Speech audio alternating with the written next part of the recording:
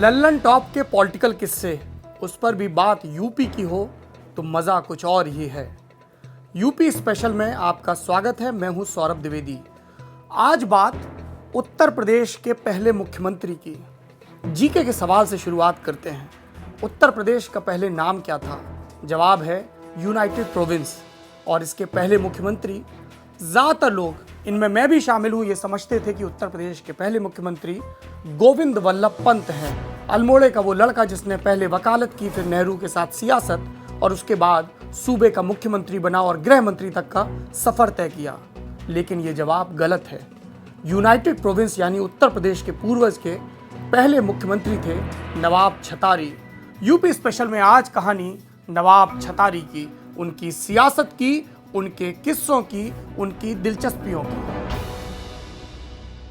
एक बच्चा जिसकी पैदाइश हिंदुस्तान से हजारों मील दूर अरब मुल्क में हुई।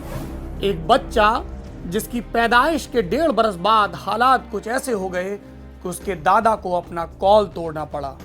कौल जो उन्होंने गदर के वक्त लिया था कि अब उस सरजमी पर कभी पैर नहीं रखेंगे जहां पर हुक्मरानों के सर के ऊपर यूनियन जैक फहराता है। लेकिन उन्हें लौटना पड़ा क्योंकि तारीख उस बच्चे का इंतजार कर रही थी जिसके जवान होने के बाद कई सियासी फंतासियां रची जानी थी। नवाब छतारी, जिनका पूरा नाम था मोहम्मद अहमद सईद खान। छतारी अलीगढ़ और बुलंदशहर के बीच की एक छोटी रियासत, इसी के वारिस थे नवाब साहब। लेकिन पैदाइश के फकत 1.5 बरस बाद उनके अब्बू और अम्मी का इंतकाल हो गया और तब उनके बाबा मोहम्मद साहब को अपने पोते को लेकर वापस हिंदुस्तान आना पड़ा। नवाब साहब की पढ़ाई शुरू हुई। लोगों को लगेगा कि नवाब हैं तो मुसलमान थे, बिला शक मुसलमान थे, लेकिन कुछ अलहदा किस्म के। हिंदुस्तान में अरावली की पहाड़ियों के इर्द गिर्द मुसलमानों की एक बड़ी जमात है जो खुद को राजपूताना मुसलमान कहते हैं। इनके पूर्वज राजपूत थे। बुलंदशहर और आसपास के इलाकों में ऐसे मुसलमानों को लाल खानी कहा जाता है।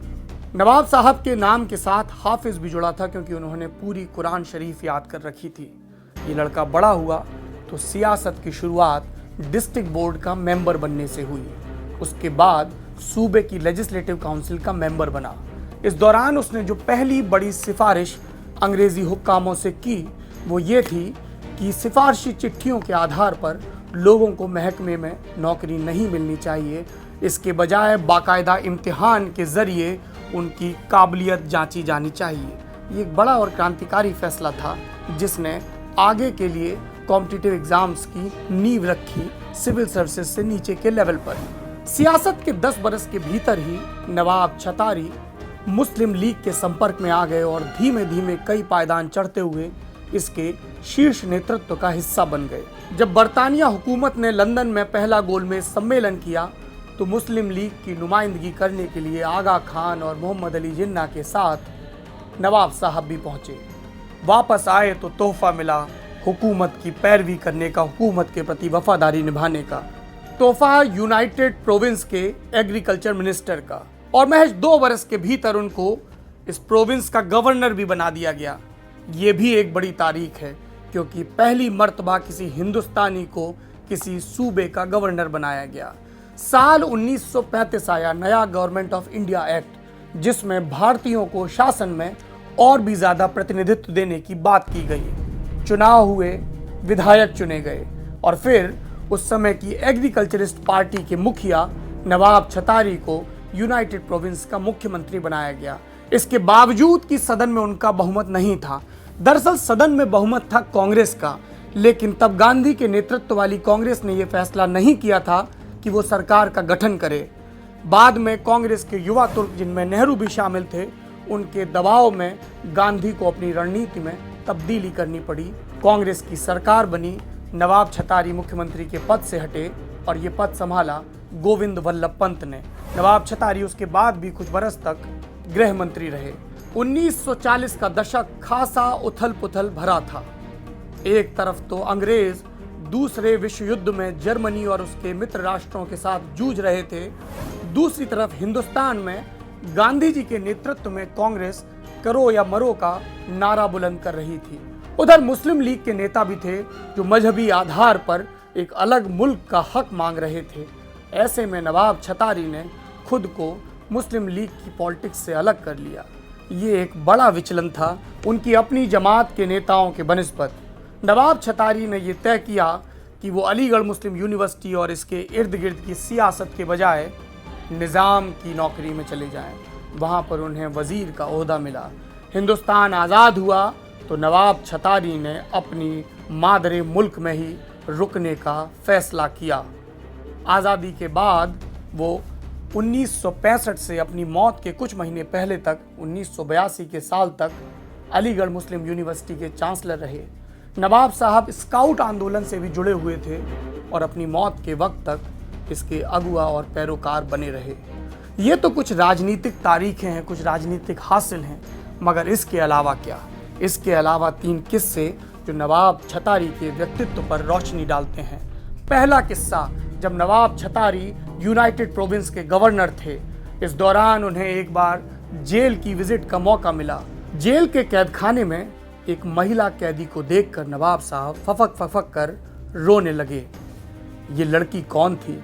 ये लड़की नवाब साहब के साथ ही रहे पंडित मोतीलाल नेहरू की बेटी और उस वक्त देश के सबसे तेजी से उभरते युवा नेता पंडित जवाहरलाल नेहरू की बहन विजय लक्ष्मी पंडित थी, जो एक सत्याग्रह आंदोलन में हिस्सा लेने के चलते जेल में थी।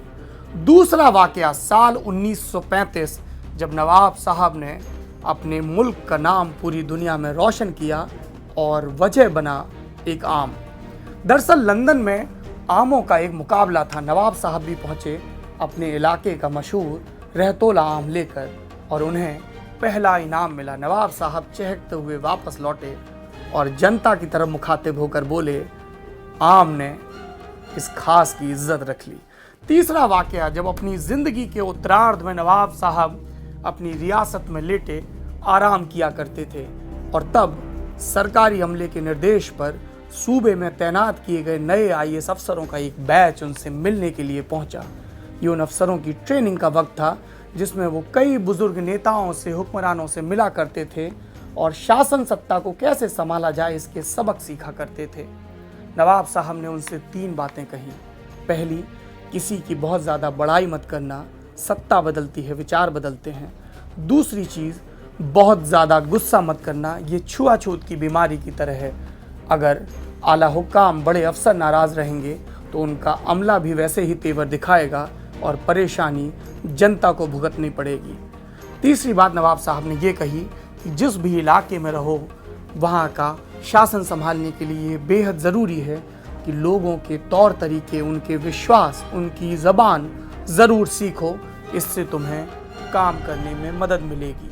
ये नवाब छतारी की कहानी है, जो यूनाइटेड प्रोविंस के पहले मुख्यमंत्री थे और जिनके जलवों के किस्से आज भी उनके अल्मा मैटर अलीगढ़ मुस्लिम यूनिवर्सिटी के दालानों में सुने जा सकते हैं। DLallanTop.com के पॉलिटिकल किस्सों की इस खास पेशकश में अगली बार बात गोविंद वल्लभ पंत की, अल्मोड़ा का वकील जो कांग्रेस का बड़ा नेता बना और जिसके बारे में कहा जाता है कि पंत साहब फाइलों पर बड़ी दिलचस्प नोटिंग लगाया करते थे। देखते रहिए DLallanTop.com।